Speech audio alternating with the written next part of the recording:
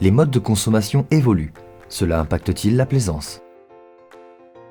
Les professionnels du nautisme en France traversent une période trouble. Les ventes de bateaux ont sensiblement baissé depuis 10 ans.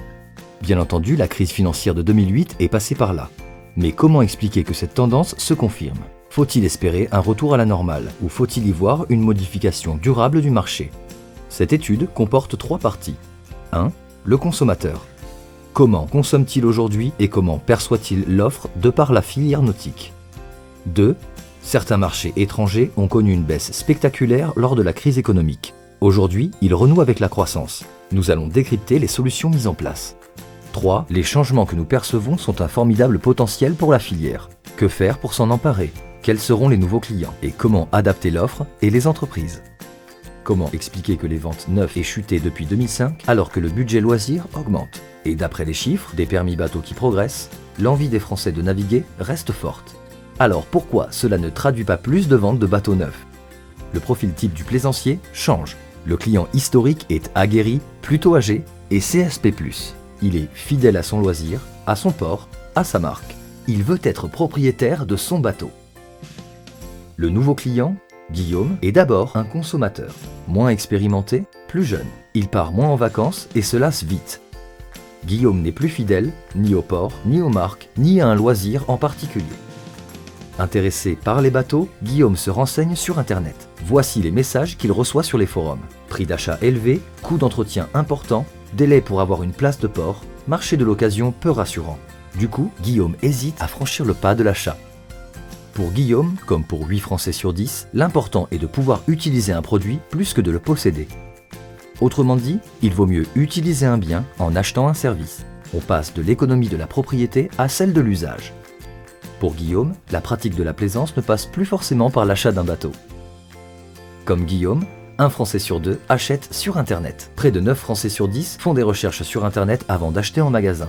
Et comme 6 Français sur 10, Guillaume a déjà essayé une nouvelle façon de consommer avec l'économie collaborative. De nouveaux services naissent tous les jours, principalement des services entre particuliers. Les nouvelles technologies ont créé les conditions favorables à leur développement. Échange sécurisé, immédiateté des services.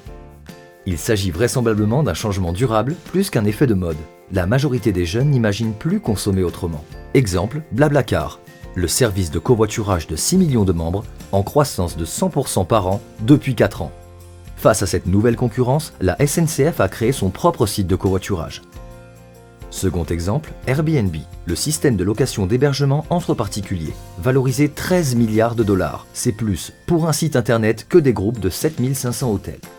La relation client est valorisée au détriment des infrastructures. Le marché de la plaisance français est toujours basé sur la vente. Aux USA, le marché a évolué vers l'usage.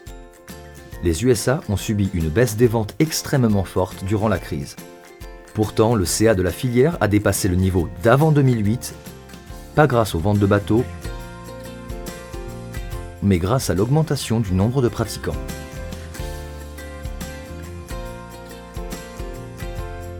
Ils sont plutôt jeunes et des classes moyennes. 32% des Américains ont été sur un bateau en 2012, contre 6% en France. Une des offres en croissance aux USA et répondant aux nouveaux besoins de consommateurs est le Boat Club. Le modèle fonctionne grâce à son concept innovant. Le client paye 5 500 $ de frais d'entrée et 299 $ de redevance mensuelle.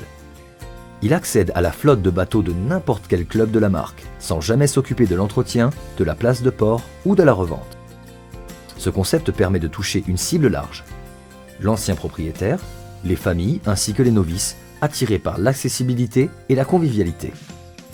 Et ses adhérents font eux-mêmes la promotion de leur club. Ceci explique que ces boat clubs aient connu un véritable décollage au milieu de la crise économique avec des prévisions extrêmement optimistes. La filière nautique en France devra elle aussi s'adapter. Que peut-elle faire pour s'y préparer?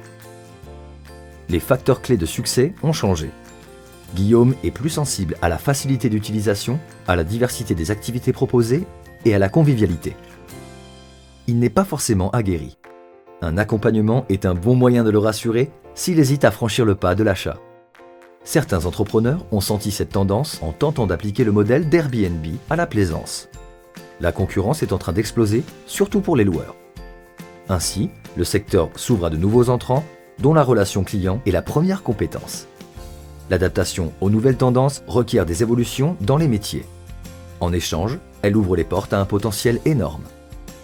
L'essentiel des métiers restera le même. La vente et l'entretien se feront pour des copropriétés ou des clubs et le besoin en équipement sera toujours présent.